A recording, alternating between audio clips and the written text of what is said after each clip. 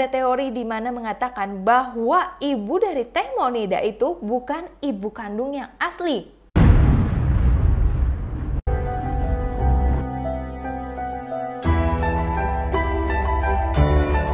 Halo guys, welcome back to my channel. Kembali lagi bersama aku Sheryl Antoinette dan kembali lagi ke dalam menguas kasus dari Teh Monida, di mana video ini udah part yang ke-6. Kalau kalian baru pernah ngeliat video ini, kalian bisa cari part 1 sampai part 5-nya aku akan kasih di komen di bawah ini. Mari kita bahas bareng-bareng bukti dan dugaan apa saja yang sudah ada sampai saat ini.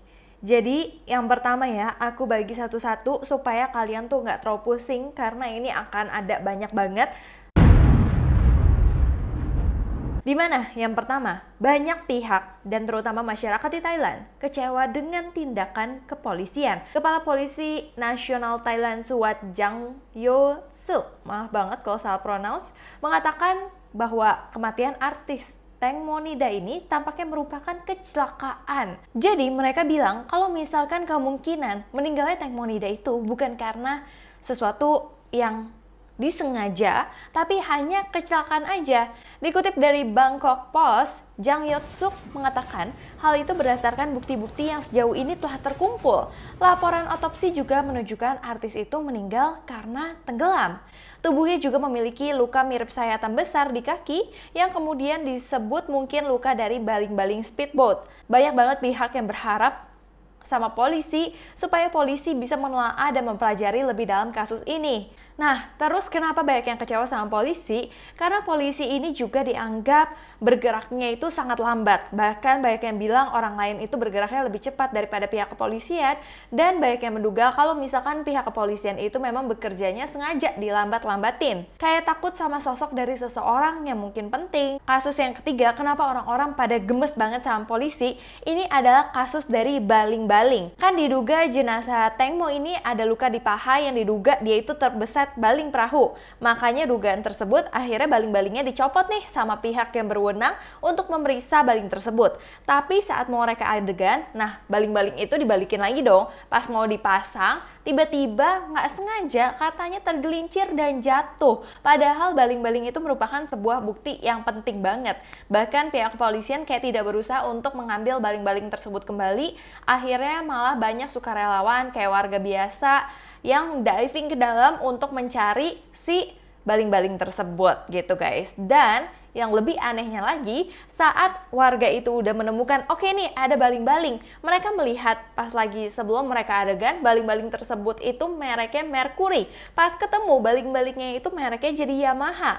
Apakah baling-baling itu ditukar dan siapa yang menukarnya gitu guys. Namun dibalik semua kebingungan kita sama pihak kepolisian juga bingung banget karena setiap saksi yang diwawancarai secara terpisah itu tuh cerita mereka benar-benar berbeda. Yang pasti setidaknya satu orang berbohong. Menurut Mayor Jenderal Pol Udon Yomcharoen, Wakil Komisaris Polda Daerah 1 guys. Jadi ini diambil dari Bangkok Post juga, dia merasa kok saksinya kayak banyak banget yang hal-hal yang janggal, banyak banget hal-hal yang berbeda dari apa yang mereka ngomong. Setidaknya pasti ada satu orang yang berbohong di sini. Cuman sampai saat ini sejauh ini ada dua dakwaan yang ditetapkan, yaitu Por dan Robert. Oke, ngomong-ngomong soal Por dan Robert, aku mendapatkan info dari Twitternya WeOnDeepBerkat itu, dimana Por dan Robert itu yang merupakan sekarang itu kayak tersangka at the moment gitu. Dia bakal ditahbiskan di Tahmai Temple tanggal 16 Maret gitu guys. Apakah ini adalah salah satu strategi dari mereka juga? Kalau menurut kalian gimana? Oke, lanjut ke teori yang kedua, yaitu teori dari VVVVIP. Kenapa sih bisa VVVVIP itu mau menghabisi nyawa dari Teh Monida yang merupakan seorang aktris gitu? Apa hubungannya? Jadi, banyak yang bilang kan kalau misalkan memang VVIP itu pingin memesan Teh Mo untuk melayani dia. Melayani mungkin nggak cuman kayak ngobrol-ngobrol doang, tapi lebih. Saat Teh Mo nggak mau, terus mungkin si VVIP-nya marah, dan VVIP mungkin takut kalau misalkan Teh Monida akan ngomong ke media tentang sosok beliau yang mau melakukan itu. Takut misalkan rahasianya terbongkar. Akhirnya dia memutuskan untuk menghabisi saja nih Teng Monida daripada dia membongkar rahasianya. Tapi yang menghabisi ya udah suruhan-suruhan dia aja yang disuruh menghabisi. Itu teori yang ada dari kasus VVVIP itu. Sampai sekarang sih teori yang berjalan seperti itu ya guys. Oke, lanjut. Di sini banyak yang nanya juga ke aku DM, mengapa di sini ada video Mo nangis kayak sedih banget. Itu terjadi sebenarnya tahun 2015 di mana Mo itu pernah melakukan percobaan bundir. Dan di sini Mo itu benar-benar minta maaf ke media atas apa yang dia lakukan. Kayak Teng Mo itu merasa benar-benar terlihat menyesal sekali. Next, ini ada bukti ketiga di mana ada pengecekan apakah mereka itu memakai obat terlarang. Jadi setelah dicek dari 5 orang tersebut, 3 orang negatif dari obat terlarang tersebut ya guys. Terus yang lainnya gimana? Yang satu tidak mau memberikan DNA sampelnya sama sekali, dan yang aku bingung kenapa pihak kepolisian memperbolehkan dia itu tidak memberikan DNA sampelnya. Padahal itu adalah sebuah hal yang penting banget. Yang kedua, yang satu lagi juga nggak mau, menolak. Karena dia mengaku telah memakai obat terlarang tersebut setelah kejadian ini untuk mengatasi stres akan kejadian ini guys. Jadi ya yang negatif cuma 3, yang 2 nggak mau sama sekali ya, karena kemungkinan mungkin kalau dites mereka akan positif. Dan untuk kasus obat-obatan ini, teman dekat dari Teng Mo sendiri, Waritorn Watsang, memastikan bahwa Mo itu never dan nggak pernah memakai obat-obatan tersebut, dan nggak pernah dia juga menerima job untuk entertain tamu segala, itu nggak pernah sama sekali. Oke, yang keempat ada teori di mana mengatakan bahwa ibu dari Teng Monida itu bukan ibu kandung yang asli. Halaman Amarin TV pada 6 Maret secara mengejutkan memberikan informasi yang meragukan tentang ibu kandung dari Teng Mo. Rumor mengatakan bahwa ibu kandung Teng Mo yang sebenarnya dikatakan telah meninggal pada tahun 2015, yaitu 7 tahun yang lalu. Menurut informasi yang dibagikan, ibu dari Teng Monida adalah Pairat Chaimongkut. Pada tanggal 5 Maret, reporter Amarin TV pergi ke desa Po Min, distrik Warin Chamrap, untuk menemui ibu Siprai yang merupakan adik kandung dari Pairat. Siprai menceritakan bahwa saudara perempuannya itu yakini memiliki anak bernama Wansiwa Suwanaporn yang diyakini sekarang itu adalah Teng Monida. Karena ketika Wansiwa masih kecil, yaitu Teng Monida, Siprai tinggal bersama ibu dan anak perempuannya, yaitu Teng Mo di Bangkok. Dan dia itu masih ingat bahwa Teng Mo itu memiliki tai lalat kecil di lutut kirinya dan tanda lahir merah yang mana ada di Teng Monida juga. Nah, dalam sebuah wawancara, Teng Mo juga mengkonfirmasi bahwa dia telah menerima pesan teks yang mengatakan bahwa ibu kandungnya telah meninggal dan memintanya untuk datang melihat wajahnya untuk terakhir kalinya. Namun ketika Teng Mo membicarakan hal itu ke ayahnya, dia bersikeras bahwa dia tidak tahu siapa informan dan wanita meninggal itu. Dan adapun Panida, ibu Teng Mo yang memang dikenal adalah ibu kandung Teng Mo saat ini, ketika ditanya siapa ibu kandung Teng Mo, dia menegaskan bahwa dirinya lah ibu kandung sebenarnya. Bahkan ibu Panida juga bersedia untuk mengikuti tes jika ada yang tidak percaya padanya. Saat ini publik masih terkejut banget dengan informasi yang ada di atas, siapa yang sebenarnya merupakan ibu kandung dari Teng Monida. Oke, next kita lanjut ke hasil otopsi mayat dari Teng Monida. Melansir dari Thai PBS, berdasarkan hasil forensik, ditemukan bahwa penyebab kematian Teng Mo adalah tenggelam. Pernyataan ini didukung dengan adanya tumpukan pasir yang masuk ke dalam paru-paru Teng Mo. Tapi setelah dicek lagi mengapa Teng Mo itu menjadi gelap dan memar, apakah karena darah? Ternyata itu karena gravitasi. Jika tubuh telah berhenti bekerja atau telah meninggal, darah dalam tubuh juga akan berhenti mengalir. Sel darah merah akan terkumpul di bagian bawah tubuh, membuat area tersebut berwarna merah tua. Misalnya, jika tubuh menghadap bawah, punggung akan sangat pucat karena tidak ada sel darah merah di sana. Luka di kaki panjang itu dalam banget di kakinya Teng Mo. Ini memiliki karakteristik potongan yang tajam. Dan benda tajam itu, pertama, bisa dari serangan seseorang atau memang kecelakaan dari baling-baling tersebut. Dan kemungkinan dia itu terluka bukan pas dia jatuh, dia baru terluka. Karena kalau misalkan hal kayak gitu terjadi, nggak akan ada pembekuan darah di bajunya Teng Mo, tapi ini ada pembekuan darah, jadi ada blood clot di bajunya dia, yang mana dikonklusikan bahwa luka tersebut terjadi sebelum dia tenggelam. Oke, next juga ada saksi kunci baru nih guys. Pada bilang untuk menjaga saksi kunci ini karena takut nantinya akan ada orang-orang yang jahat, orang-orang yang punya niat buruk yang akan nyogok saksi kunci ini untuk berkata sesuatu yang tidak sebenarnya.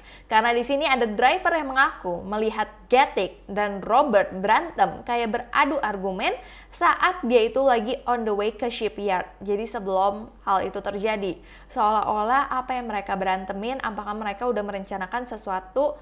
Oke, di sini juga ada hasil laporan dari luka-luka yang ada di tubuh teman Tengmo. Jadi banyak banget yang curiga dari part 1 ya. Kayak kok Tengmo tenggelam tapi teman-temannya kok ada luka-luka ya. Kok sepertinya mereka kayak melakukan sesuatu pergulatan di situ, mungkin mau mencoba untuk defense herself gitu guys. Tapi ya jadinya temennya juga ada luka-luka. Cuman ternyata berdasarkan hasil visum dari luka-luka yang ada di tubuh teman-teman Tengmo menunjukkan bahwa luka itu telah ada beberapa hari sebelum kejadian tersebut.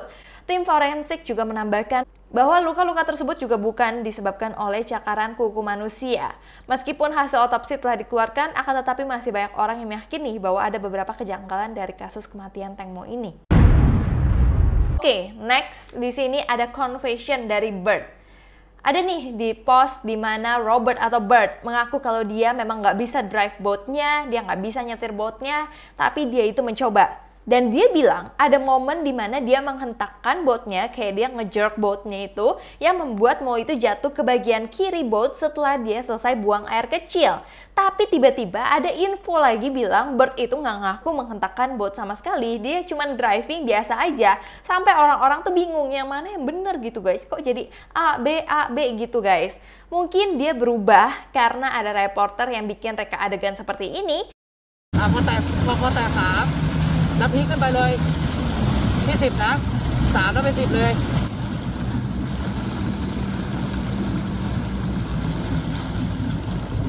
Kalau misalkan si Bert itu kayak menghentakkan boatnya, Mo aja bisa jatuh, apalagi harusnya si Sen juga ikut jatuh, apalagi dia nggak pegangan apa-apa, dia cuman kayak lagi tiduran gitu, kok bisa Mo jatuh, dia nggak keikut jatuh, karena menurut reporter yang reka adegan ini harusnya Sen nggak mungkin kuat ya guys. Ditambah lagi soal Robert, banyak banget yang curiga sama sepatu dari Robert. Kalian bisa lihat di sini. Cuman nggak terlalu jelas sih ya guys untuk aku sendiri ya. Semoga CCTV-nya sih tambah lama tambah jelas ya guys. Karena di sini terlihat Robert itu pertama kali shoes-nya pas dia lagi ada di kapal, itu tuh kayak ada darahnya. Apakah darah itu adalah darah pertumpahan darah mereka atau kayak itu adalah wine? Tapi banyak yang bilang juga kalau misalkan sepatu dari Robert yang ada di shipyard, yang ada di boat, itu benar-benar beda-beda. Kalau menurut kalian gimana? Diketahui bahwa pengacara itu ternyata adalah fake. Jadi dia itu fake lawyer atau pengacara palsu. Karena 4-5 tahun lalu dia ada jejak penipuan, di mana dia nggak balikin duit korban dan nggak bisa dikontak sama sekali, kayak hilang kontak. Tapi Ibu Panida mengatakan dia tetap percaya sama pengacaranya. Pengacaranya juga mengakui tindakan dia yang dulu pernah kayak kabur, nggak membayar kewajiban dia, dan sekarang dia akan membayar kewajiban-kewajibannya. Tapi yang orang-orang pada nanya kenapa dia nggak bayar dari dulu. Dimana di sini ada aktor yang melakukan sukarela gitu untuk ngediving, untuk kayak mencari tahu apa yang ada di sungai tersebut. Kata beliau, Gatic itu juga mengaku dia minum wine dan buang 2 wine botol ke sungai. Pas ditanya kenapa dia membuang wine tersebut, karena dia takut nanti kena DUI. DUI itu apa sih? DUI itu adalah driving under influence, dimana itu merupakan tindakan kriminal dengan menyetir ketika dalam keadaan mabuk. Jadi dia itu takut kena DUI tersebut karena nggak boleh dilakukan ketika menyetir sampai mabuk. Jadinya dia memilih untuk membuang wine itu aja supaya nggak terkena DUI tersebut. So, sekian itu adalah bukti-bukti yang ada sampai hari ini. Kalau misalkan akan ada lagi bukti-bukti lain, kalian boleh kita diskusi bareng di bawah sini. Dan kalian juga boleh DM Instagram aku ke @sherry_antoinette supaya nanti aku bisa bacain, karena beberapa bukti-bukti yang ada juga aku sering bacain dari DM kalian yang minta aku jelasin. So, terima kasih guys dan nonton video ini sampai habis. Sebelumnya aku minta maaf apabila aku ada salah kata, salah pengucapan, salah sesuatu yang tidak berkenan di hati kalian. Aku minta maaf sebesar-besarnya. So, terima kasih udah nonton video ini. Sampai jumpa di video berikutnya. Bye-bye.